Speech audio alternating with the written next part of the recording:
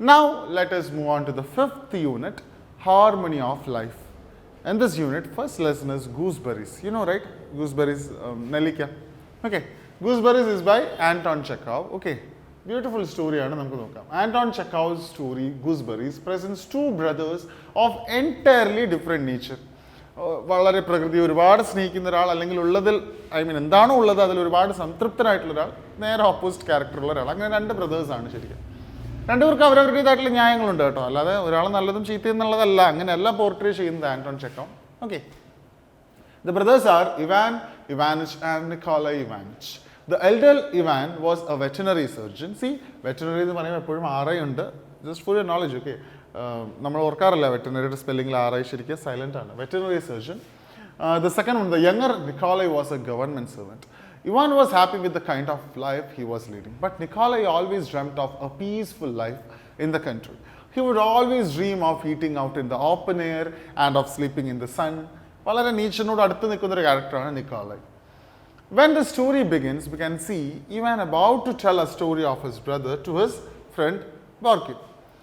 Wherever character. At that time, the rain began to fall and the two men went to their friend Alyokin's estate. There they saw Alyokin near a winnowing machine. He was tall and stout and looked like a professor. Alyokin വേറൊരു ക്യാരക്ടറാണ് കേട്ടോ, അവരുടെ friends, ആ രണ്ടുപേരുടെയും front. ഏത് രണ്ടുപേരുടെയും? നമ്മുടെ ഇവാൻ്റെയും ഇവൻ്റെ ഫ്രണ്ടായ ബോർക്കിൻ്റെയും ഫ്രണ്ടാണ് അലിയോക്കിൻ. Alyokin was happy to see his friends and he invited them to his house. At the house, Ivan and Borkin were received by a chambermaid named, see, Pelagia. The maid gave them towels and soap, and all the three took bath in the bathing shed. At this time, Ivan began to tell the story of his brother Nikolai. In their childhood days, they spent their days running wild in the country. After their father's death, their life became more difficult. Their father's estate was sold to pay debts. Though Nikolai had a good job, he was not satisfied with the job. His ambition was to own a country estate. Then he married a rich widow, not because he loved her, but to buy a big estate. After the death of the widow, Nikolai bought an estate where he planted 20 gooseberry bushes.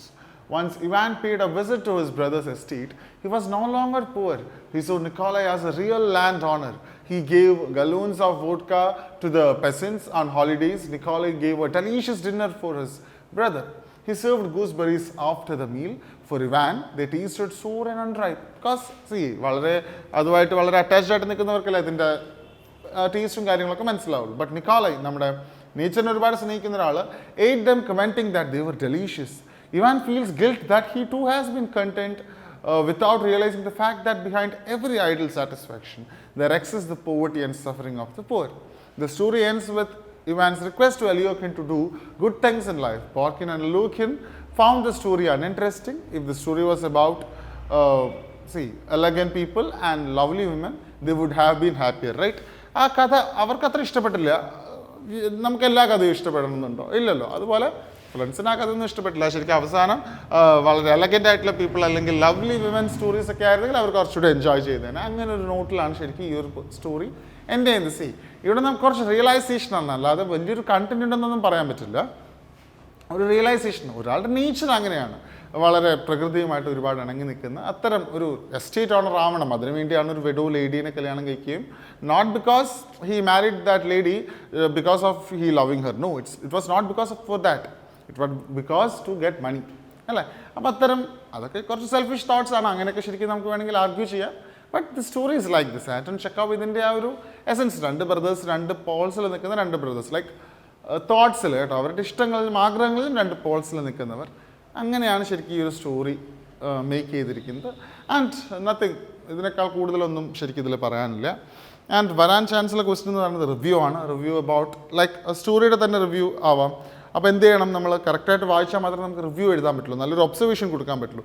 Theme and content of the story, writing style and presentation, characters, depiction of landscape, symbolic relevance, എല്ലാത്തിനെയും കുറിച്ച്, ക്യാരക്ടറിനെ കുറിച്ച് നല്ലൊരു അവഗാഹം ഉണ്ടാവണമെങ്കിൽ you have to read the story, right? This is one is also a lengthy one, but you can manage, I think. അപ്പോൾ പിന്നെ right ups വരാം.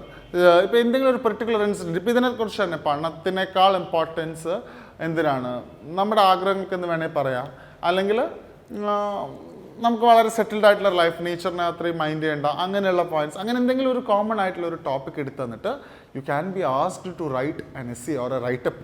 അപ്പോൾ ആ ഒരു പെർട്ടിക്കുലർ ടോപ്പിക്കിനെ ഡിസ്ക്രൈബ് ചെയ്തുകൊണ്ട് നിങ്ങളുടെ വ്യൂസ് എഴുതാം, നിങ്ങളുടെ ആർഗ്യുമെൻറ്റ്സ് എഴുതാം, ഫേവറബിൾ ആയിട്ടുള്ള പോയിന്റ്സ് എഴുതാം, എന്തെങ്കിലും ഇൻസിഡൻസ് നിങ്ങൾക്ക് കോട്ട് ചെയ്യാനുണ്ടെങ്കിൽ അതാകാം. അങ്ങനെ അതൊക്കെ വെച്ചിട്ട് നിങ്ങൾക്ക് വളരെ ബ്യൂട്ടിഫുൾ ആയിട്ട് ശരിക്കും അത്തരം റൈറ്റപ്സ് എഴുതാൻ പറ്റും.